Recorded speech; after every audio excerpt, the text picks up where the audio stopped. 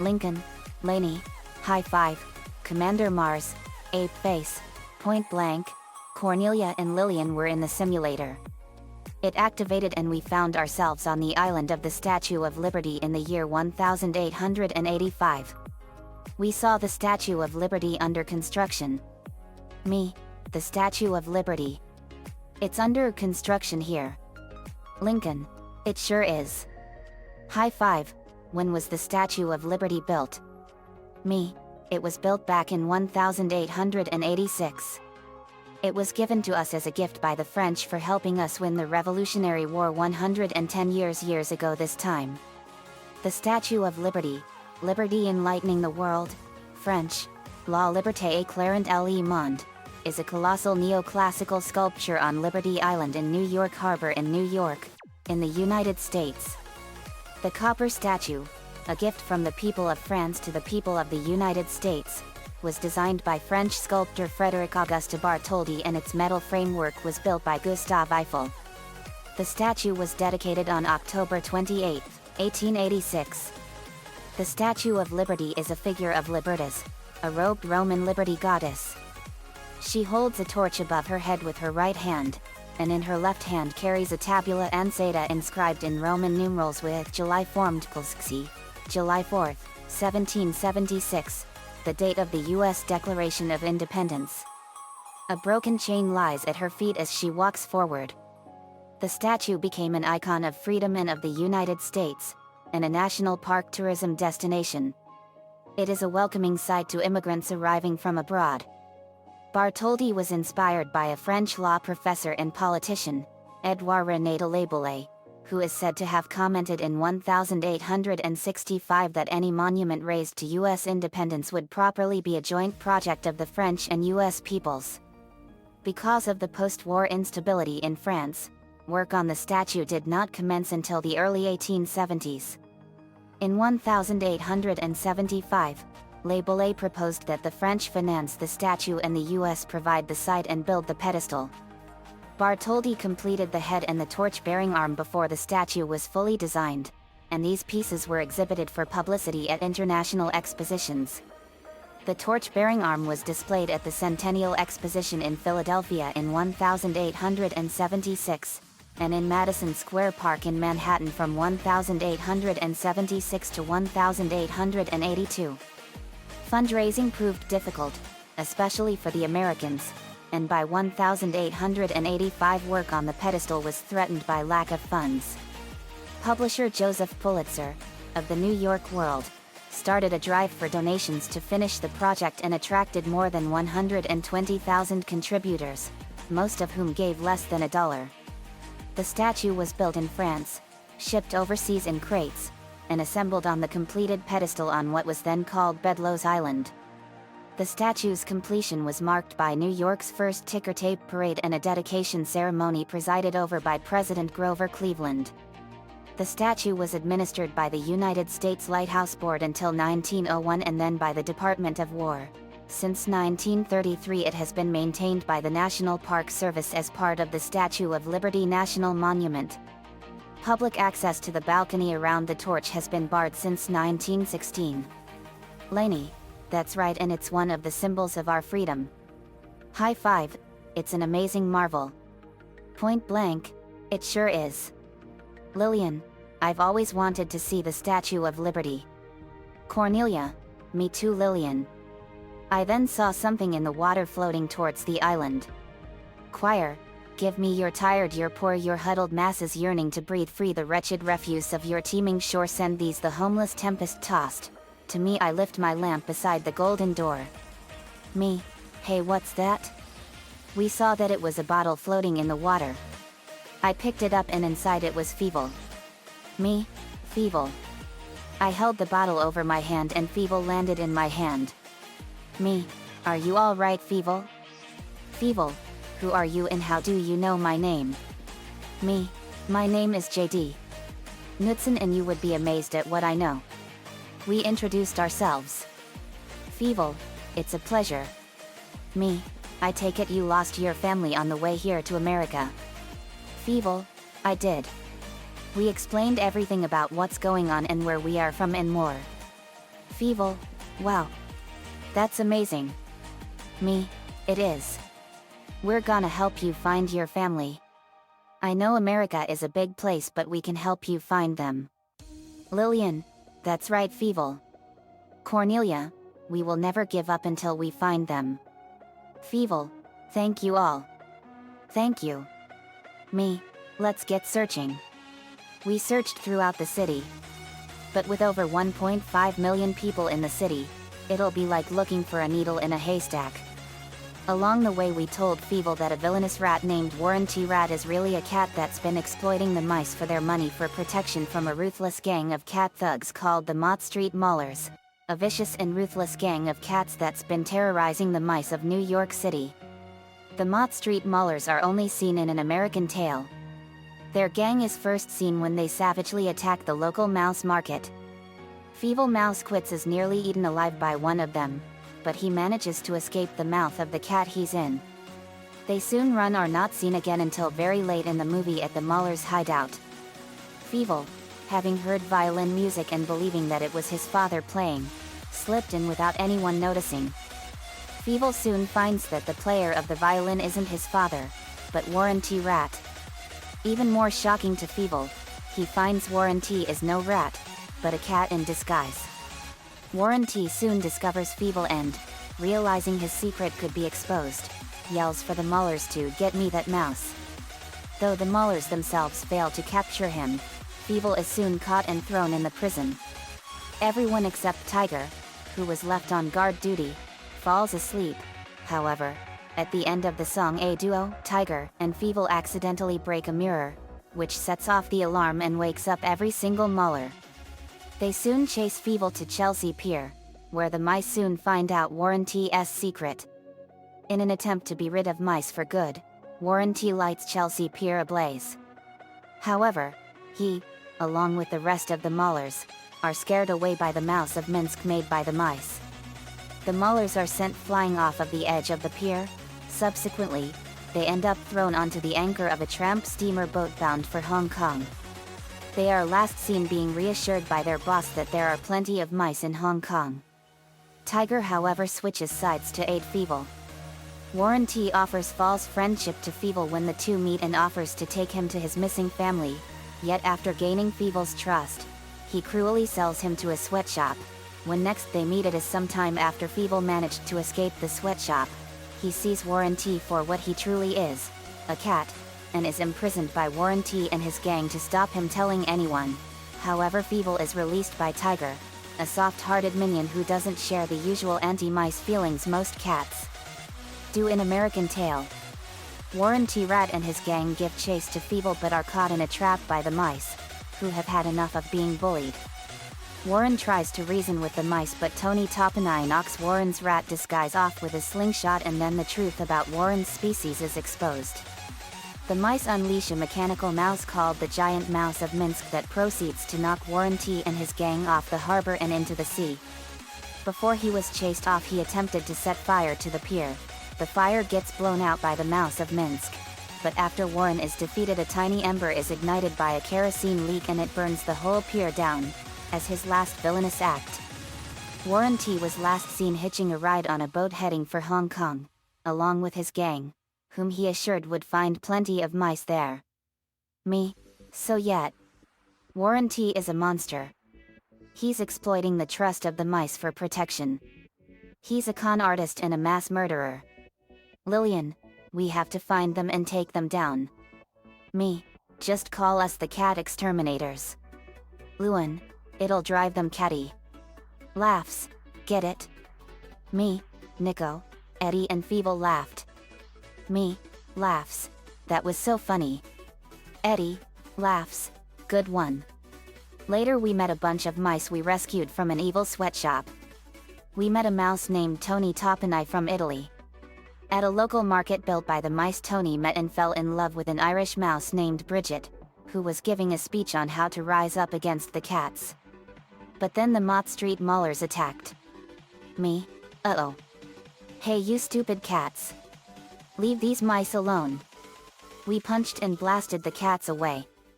Lillian blasted the cats with blasts of light, and one of the cats had some gold teeth and they were punched out by Eddie and Luan.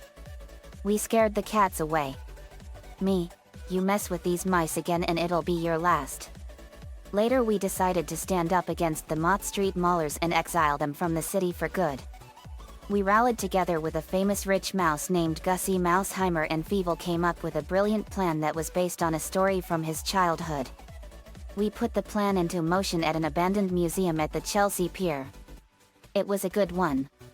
Our plan was to lure the cats into a trap that will send them all the way to Hong Kong and China. We got to work on a special secret weapon. Humans and mice were gonna work together. Our plan was very simple. We lure the cats in front of a boat called the Star of Hong Kong at the pier. The boat whistle blows at 6 a.m. and that's when we release our special secret weapon, which will send the cats onto the boat and it will take them to Hong Kong, China. When the trap was all set up, we got to work on our plan. Me, okay, it's time for action. Catwoman, let's get those cats and make them pay for their crimes. Me, you got it, Selena. Asterisk asterisk asterisk. We went to an open manhole cover and I looked down into it. I heard violin playing. I scanned the tunnels with my vision and found the Mott Street Maulers' lair. Me, this is the way to their lair, all right. Now for phase 1. At 5:45 a.m. we put our plan into action. I had Fievel tied to a fishing line. Me, are you ready, Fievel? Fievel, I sure am, JD. Me, okay. I lowered Fievel down and sat by the manhole and waited. Fievel met an orange cat that didn't like working for the Mott Street Maulers and he was a vegetarian. His name was Tiger. But it didn't take long. I felt a tug and reeled Fievel in and we ran to the pier. Tiger was fired from the cats for becoming friends with Fievel. The cats chased us and Warren T was with them. I was banging on a frying pan as an alarm to let the mice know they were at the pier. Me, they're here, guys. We stood ready and Catwoman punched a cat with a couple of gold teeth and knocked out the gold teeth. We fired random objects and energy blasts and more at them. Gussie, hold your fire. It's that what, Warren T. Fievel, he's not a rat. He's a cat. He's their boss. Warren, pay no attention to that little mouse. Just throw down all your money and that kid and I will personally convince these cats to leave you alone. Me, nice try, you con artist. But we're not interested. Warren, just throw down that kid. Catwoman, oh, yeah? Knocks off Warren's fake nose with her whip. The crowd murmurs. Warren, disregard the nose. What's in a nose? A nose by any other name would smell as sweet. Gwen fires a mana blast that knocks off Warren's fake ears. Crowd, great whiskers. He's a cat. Other voices, hey. A cat. A cat. Cat. Warren, hey, hey, hey. Wait a minute. Who are you gonna believe? Me or your own eyes? Gwen, remembering Charmcaster saying something similar, I'd say our own eyes. Fievel, to Warren, you never knew where my family was, did you? Warren, no I didn't, kid. And I don't care. Me, you're finished, you freak. Gussie, that's white. Warren, you're through. Washed up. We end. Huh. You'll never get another cent from any mouse anywhere. Me, and we're gonna make sure of it. Ape face, to Warren, I'm gonna pummel you like a bad egg. Nico, Warren T. Rat, you have failed this city. Me, more like he has failed all of North America. Commander Mars, to Warren, any last words before we waste you? Warren T, come at me. Ho-ho-hum-K. The ship whistle blew at 6 a.m. exactly. Me, release the secret weapon. The door to the museum creaked and roaring was heard. The door bursted open with fireworks streaming through, and out of the doors behind me came a machine in the shape of a giant mouse. Warren, get a load of that. The mouse machine roared. Warren, it's the giant mouse of Minsk. Digit, oh you're right. Me, in Arabic. Translation: attack. We went at the cats. We punched and kicked them all over the place, and we even bit their tails. Catwoman whipped them all over the place with her whip. Lainey grabbed them with her vines and threw them into a bunch of crates. Cornelia fired poison barbs and Lillian fired powerful blasts of light. She used her powers as the heart of Earth and formed powerful anvils with just a thought, and the anvils hit the cats with a nasty clang. Lincoln fired powerful blasts of lightning and electrocuted the cats. Lana fired blasts of ice lightning and froze the cats. Fireworks hit the ice blocks and shattered them into a million pieces. Lewin and Eddie fired powerful blasts of light at the cats and fried them. Me, let's finish these monsters off for good. Combo and final smash time. High five, Roger that JD. Animatron Cyber Key Power. The Animatron Cyber Planet Key enabled him to fly at fast speeds, faster than a bullet fired from a gun, and his poison clouds can now melt anything on contact. Point blank, time for action. Cyber Key Power. The Velocitron Cyber Planet Key went into his back, and it enhanced his sonic blaster and his speed to where he can go at 3,000 miles per hour on the road. And it enhanced his supersonic blaster. High five and point blank. Supersonic acid cloud dissolvent. High five fired powerful purple clouds of poisonous gas, and point blank fired a powerful supersonic blast. The blasts combined and turned into a deadly mist that burned the cats on contact. Ape face. Now it's our turn. Cyber Key Power. The Earth Cyber Planet Key went into his back, and it enhanced his abilities 100-fold and increased his speed to 30,000 miles per hour. His ape form was enhanced with more power. Commander Mars, time for some action. Giganteon Cyber Key Power. The Giganteon Cyber Planet Key was inserted into her device, and it enabled Mars to fire a blast of light, and Bronzer will reflect it like a mirror at her enemies. Ape Face and Commander Mars, Rainbow Gorilla Ape Pounce. Commander Mars fired a blast of light at her Bronzer, and it reflected it like a mirror, and it hit Apeface and turned him into a rainbow gorilla, and he smashed all of the cats.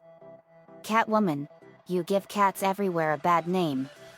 Cat Claw / Storm. Catwoman grew her claws and slashed the cats. Feeble, this is for all mice everywhere. Explosive Cheese Maelstrom. Feeble fired a powerful blast of cheddar cheese, and it splattered all over the cats and exploded. Krabuhuhuhum. The giant mouse of Minsk pushed the cats off the pier and into the water. But Warren swore to get revenge somehow. But afterwards, the battle caused the pier to be set on fire. We got out of there, and in the process we found Feeble's family. Tanya had a very strong feeling that Feeble was alive. We set up a beautiful sanctuary in Lana's jungle greenhouse for all the mice and gave them great jobs, and all the cheese they could ever want. With no cats anywhere except for Tiger. Tiger now serves as the guardian cat of the mice. Feeble, to the viewers, this was all an awesome adventure for all of us. It's also my first time talking to you guys. First times for everything. Asterisk asterisk asterisk. After the simulation ended, we were resting. Clawful just caught a crabby. Maria, Timmy has a new teacher taken Crocker's place? Me, yep. Her name is Mary Alice Sunshine. She is a much nicer and much better teacher than Mr. Crackass Crocker was. Kevin, it's good he has a much better teach dude. Cornelia, Elian, and Megan were on a cliffside over Gotham Royal York. Megan, Cornelia, is there any reason why we're out here right now? Cornelia, smiles, well, I wanted to yell out to the whole world that the three of us are best friends. Elian, giggles Cornelia, you're so crazy. Cornelia, thank you. Yells out over the city, Elian Brown and Megan McAllister are my best friends. We heard her all the way from the estate. Will, was that Cornelia I just heard? Me, it sure was. Teresa, Mr. Coconuts, be honest. Do you like helping Lewin with jokes? Because Chucky made it seem like you were getting irritated with Lewin. Lewin, as Mr. Coconuts, I love helping Lewin. She has been my best friend since she started working in comedy. Normal voice. Thanks Mr. Coconuts. That means a lot to me. To Teresa.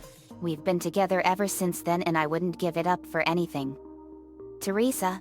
That's awesome. Cornelia, Megan, and Elian came in. Poorman. To Cornelia, you're kidding me. You yelled out over to the entire city that you, Megan, and Elian are best friends? Cornelia. I sure did. Me. That's awesome Cornelia. We had a great time. The end. Asterisk asterisk asterisk. Another fanfiction complete. An American Tale has been one of my favorite childhood movies ever since I was a little boy. It was an awesome movie.